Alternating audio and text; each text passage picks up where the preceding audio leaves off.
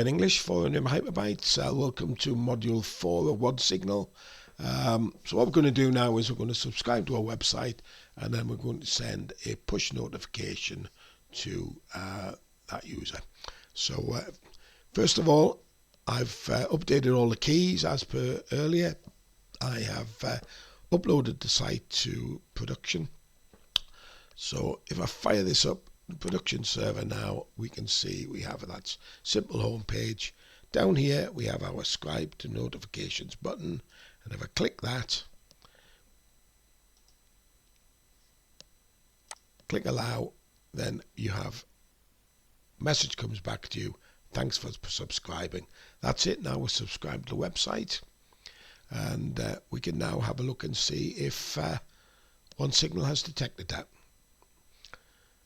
So I'm going to my Onesignal dashboard. I'm in the appropriate app. I'm going to look at subscriptions, and there we are. We see we have that subscribed user just been subscribed from a Windows machine running on Chrome, time zone East Europe, London GB. So that's it. We've now subscribed to our website, and we're ready now to send a push notification.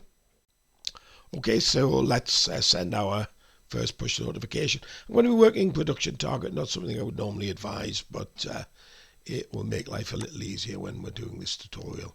So I'm just going to create an API action, and I'm going to call this first push.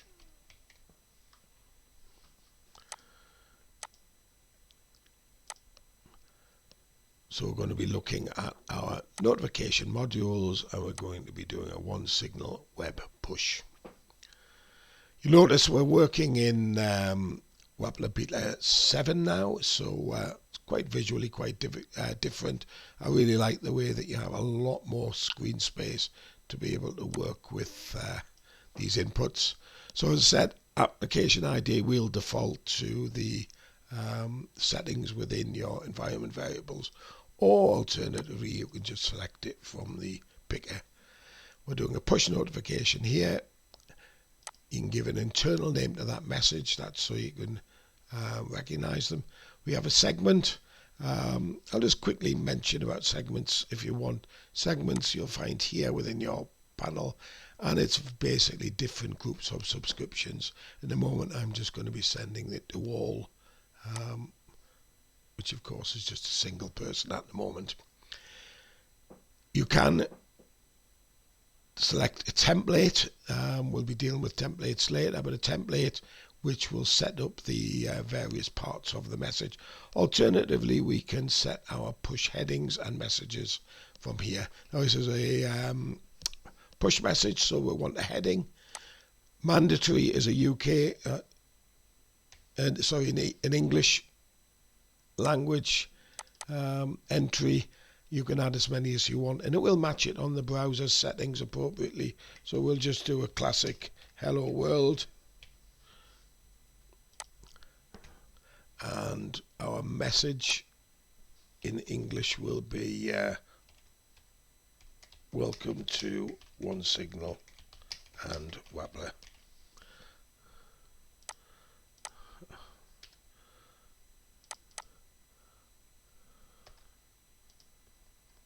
Not the best at typing again, sorry. I'm actually having some vision problems at the moment, having had eye surgery, so I'm actually have to squint a bit as well while I'm typing. So we can include aliases in, subscription IDs, filters. That in itself is quite a complicated area which will require a full module, but we have some settings here. We can go into place some images in here. You remember when we set Onesignal up initially, we were allowed it to have a main image, sorry, a default image, which would be drawn in here. So the main image, let's just let the main image be, it's going to be a full HTTPS here. So I'm just going to pop in, I'm just going to take a image address from that Onesignal message there, and I'm just going to paste that into here. You also have an icon image you can add. You can add a badge. I'm not going to put them all in for the moment. I'm just going to save that. And then I'm just going to push that to production. So I'll come back after that's been produced and then we'll give it a quick test. Okay, so we pushed that to production now. So all I'm going to do is I'm going to run this now directly from the browser, and let's have a look and see what we get as output and see if we get that notification coming through. So open in browser, we can see there that we have the return, that's the ID of the notification. We didn't give it an external ID, and status 200 to show it.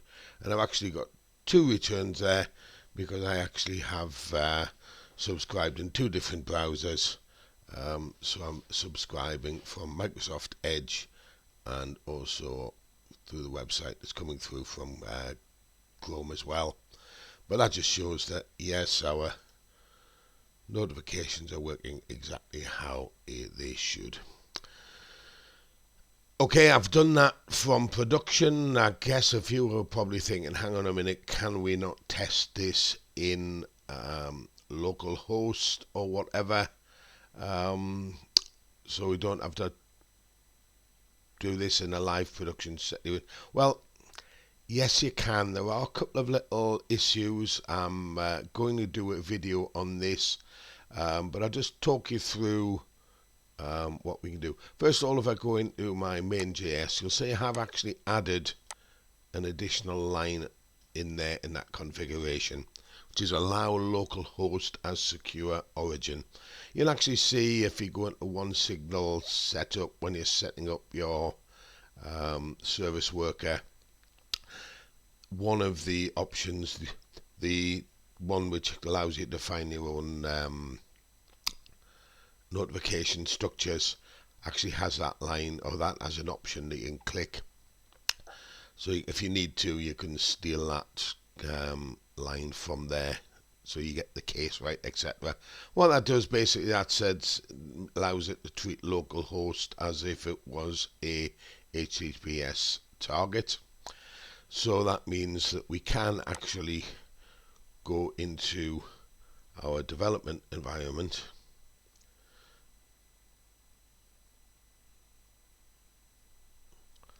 and if I run that from there, you'll see it works from development as well. But remember, we're still using everything with reference to this app ID. So even if you run it in localhost mode, your development target, because the app ID is set, that app ID is still going to be used, and therefore your live users, I suspect, are going to see it. What's the workaround? I think the only workaround I can come up with in my head is to use different app IDs dependent on the two different targets. So you'll actually have a production target app ID and a development target app ID. I'm still playing about with the best way to do that, because obviously it's not feasible to hard code it as you have here. So I'm looking at alternatives for doing that, and then once I've done that, I'll do a video specifically on it. But for the moment, I just want to show you, we're still in very, very early first beta here. I want to show people just how this works. So that shows you your standard notification. We still need to cover, obviously, notifications using SMS, and we need to look at notifications via email. So I'll do these in subsequent videos. But now that we're at this stage, thought it's time maybe to release these first few videos, and we can then push this out to the community to have a play with, and obviously any bugs to report back. So thanks for joining me, and hope to see you in the next module.